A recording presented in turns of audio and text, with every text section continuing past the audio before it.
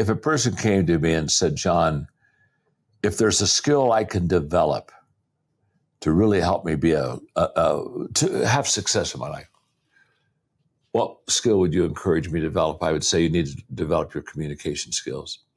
And the reason for that is very simple. It's through the act of communication that we persuade people. You remove that. What I've always said is leadership is very visual. People do what people see. And so, it's the Warren Buffetts who, when you say Warren Buffett, you think of money. You say John Maxwell, you think of leadership. But what does Warren Buffett say? The most important skill you can ever develop is communication. Because what do we have to do? We have to cast vision continually. We have to constantly lead through our communication. So the communication that I'm talking about is communication that helps people get better. If I, on social media, talk about who I am and what I've done, it could even maybe be entertaining. Maybe it's even funny. But when it's all said and done, did I really improve their life? Or did I just give them a moment of splurge entertainment, which nothing wrong with that, but they're not following you. Those people are here today and they're gone tomorrow. But real leaders know that we have to communicate with our example. We have to communicate with our words. In fact, our words and our example have to match. And when what I say and what I do isn't the same thing, I lose credibility, I lose trust. And so when you talk about social media, when you talk about sound bites, when you're talking about they look best under this kind of light and all that, can I tell you something? Nobody lives that life. When are we going to realize, hey, nobody lives that life? If nobody lives that life, why are we so sucked into it? Nobody lives that life. There's no credibility. There's no integrity, no authenticity. Now, do I think we should be the best we possibly should be? Absolutely. Do I think we ought to constantly grow and improve? Absolutely. Do I think we ought to learn better ways to communicate? Yeah, absolutely. All of that we're wanting to have. But it's for the reason of helping other people. Somebody said, John, the other day, they said to me, John, I know why you're successful. I said, well, tell me why I'm successful. They said, you're very successful helping people be very successful. Okay, I'll buy that. If I'm doing that, I want that. I want that. But I don't want to be very successful because people know me or like me or, I've got to live beyond something. We have to have gravitas and substance in our life. And what this world reminds me of more than anything else is a world that lacks total substance and would sell their soul for a moment of fame. It's very sad. That's not the communication we're talking about. We're talking about communication that equips people, empowers people, believes in people. It's that kind of communication. In fact, can I do one more thing on the book, Sean? I'm sorry. In the book, I talk about your best picture and your big picture. And your best picture or your best message is the message you're teaching right now, but your big message is how you see the people. And there are 4 questions in the book I talk about. In communicating to people, there are 4 questions I have to ask myself with the big message. And the first question is what do I want the people to see? The second question is, what do I want the people to know? The third question is, what do I want the people to feel? And the fourth question is, what do I want the people to do? It's all about the people. It's not about me. I didn't ask, what do I want to see? What I want them to see. What I want them to see is their possibilities. I want to lift the ceiling for people. Because too many people, they enclose themselves in and are much smaller than they need to be. What do I want them to know? I want them to know that I value them. I want them to know everything I'm teaching, I value them. What do I want them? What do I want them to feel? I want them to feel empowered. I want them to feel that they can do what I say. And what do I want them to do? I want them to apply. I want them to apply it to their life. I want them to multiply it through others. Question: Are you interested in learning the best strategies that are working right now to get views and subscribers on YouTube?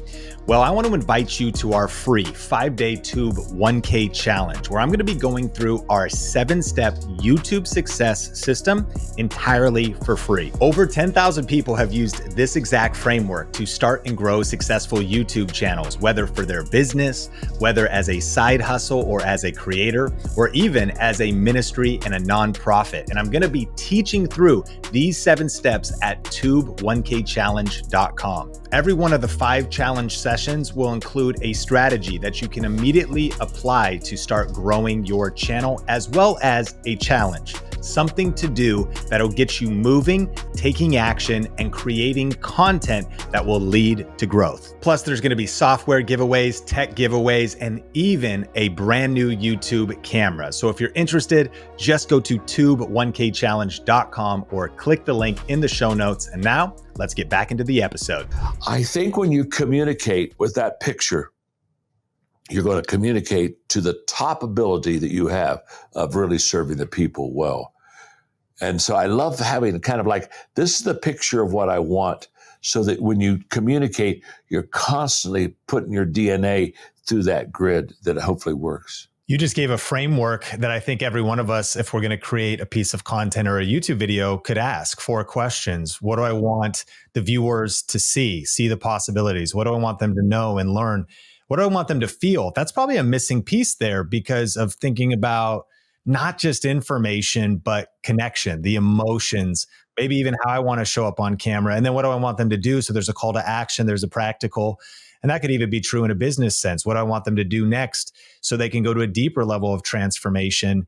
Before my next question, and I want to dive into some specific laws from the book, but on the feel question, is there anything you do that as content creators, maybe before we press record on the camera, before we step on stage, to get into the right mindset so we're not just on the logical side, but that we do tap into that emotional side? You may have touched on this because you said, I want to start in the audience. But yeah, how could we get there so we show up maybe in the right calm or the right state, the right mental place, and that we convey, again, not just information, but that emotions that connect with people? It's such a great question, Sean. And I do go through a process.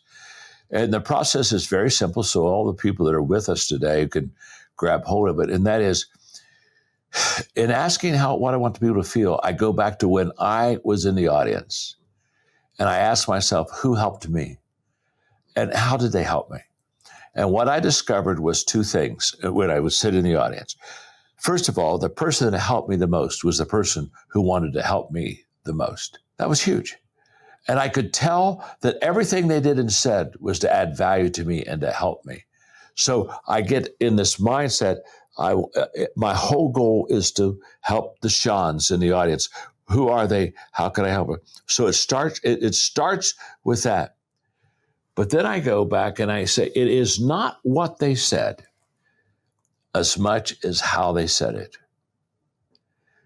There's a way to teach and communicate that, again, puts them beside you as a friend.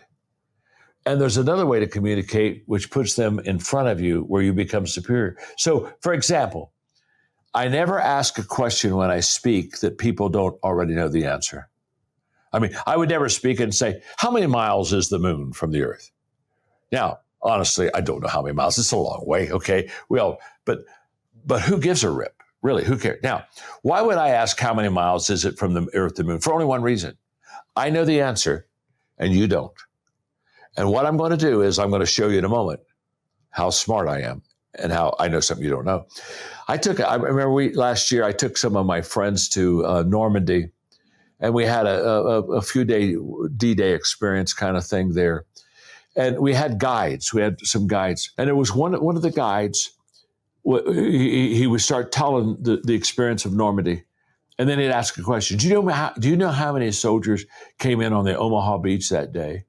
Well, heck no. None of us know. It's our fish trip there.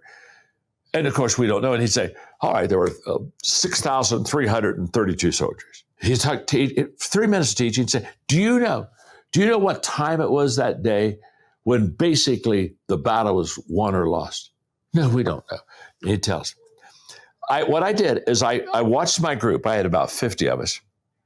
I slowly backed out to close enough. I'm 5 feet from him, but I wanted to get behind him. And after the third question, every time he asked the question, everybody in that room bowed their head. They did what I did when I was in school. When the teacher asked a question and I didn't know the answer, I didn't look at her. If I knew the answer, I'm looking at her, I'm raising my hand, here we go. Here, I got this one. Please, hey, you're not going to ask anything else I'm going to know all day. So please let me have my shot. They bowed their head. He was isolating, separating the people from him. This is what I'm talking about right here. So what he was making, what he made him feel is he made him feel inferior all day long so that he could make himself feel superior. You can't win and I can't win. I got to determine who's going to win and who's not going to win. Your win is going to be my win. But if you don't get a win, it's not a win for me. So you have to win first. It's not like win-win. I hear people say, I win, you win. No, it's you win, I win. And if you don't win, I don't win.